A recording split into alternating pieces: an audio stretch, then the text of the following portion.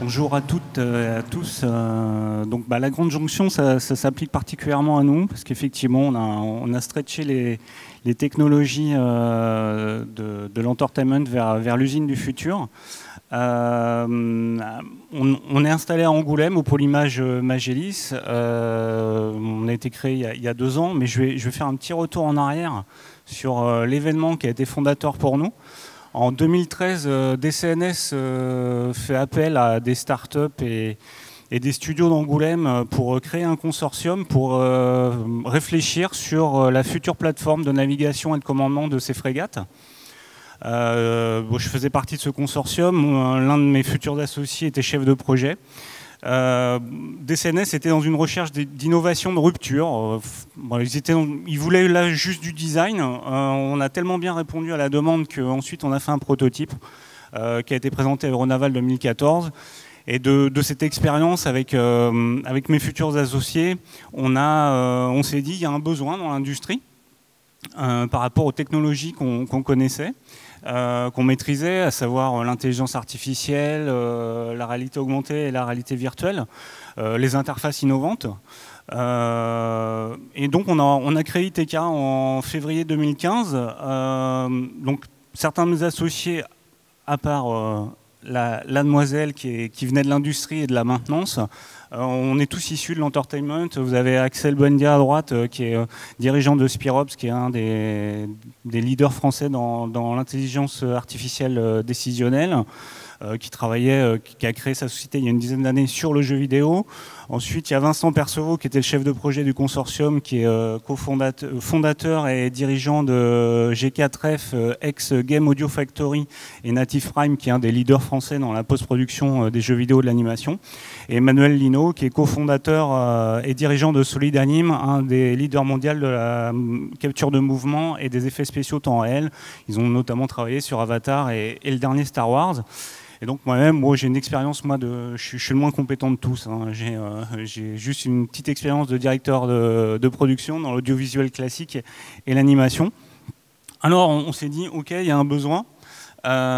Effectivement, il y a Dominique Siama qui a montré les interfaces de SAP. Hein. C'est pas ceux d'il y a 20 ans, hein. C'est vraiment ceux qui existent aujourd'hui dans les usines. Il y a vraiment des besoins en termes de design, d'interface et d'ergonomie. Dans les usines, il y a des datas. Nous, on maîtrise quelques moteurs d'intelligence artificielle et on a une expertise sur la réalité virtuelle et la réalité augmentée. Donc on s'est dit, on va pouvoir faire des applications. Nous, on s'est spécialisé sur l'usine du futur, vraiment sur la maintenance du futur, mais vous avez pu voir d'autres applications. Ça peut être de la formation, de la simulation, du contrôle qualité, de la supervision. Pourquoi il y a une appétence de l'industrie aujourd'hui par rapport à nos technologies? Un exemple simple, un jeu vidéo, vous l'achetez, vous ne lisez pas la notice d'utilisation. Vous y jouez, au bout de 10 minutes, la mécanique de jeu, vous l'avez compris.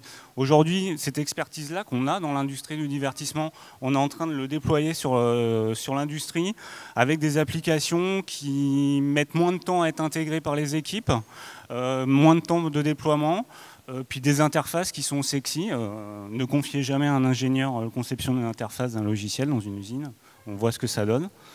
Donc aujourd'hui, on a appliqué, en fait, on a stretché notre pipeline de production dans l'industrie du divertissement à l'usine du futur. On est capable de récupérer des modèles CAO, d'aller chercher des données de capteurs, de les importer dans des scènes 3D temps réel et de les afficher sur n'importe quel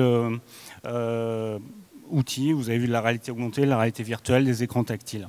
Ça s'applique...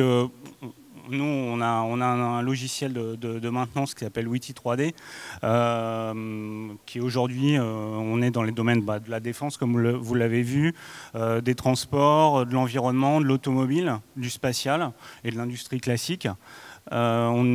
J'étais tout seul l'année dernière à essayer de vendre nos applications. Aujourd'hui, on est une petite dizaine. On espère être 25 à la fin de l'année. Et on va faire sans doute proche d'1 million d'euros cette année, donc en 2 ans c'est pas mal. Et avant de vous montrer une vidéo qui de présentation, je voulais juste vous préciser qu'on est en phase de levée de fonds. Donc comme s'il y a des investisseurs dans la salle, je suis à votre entière disposition. Merci.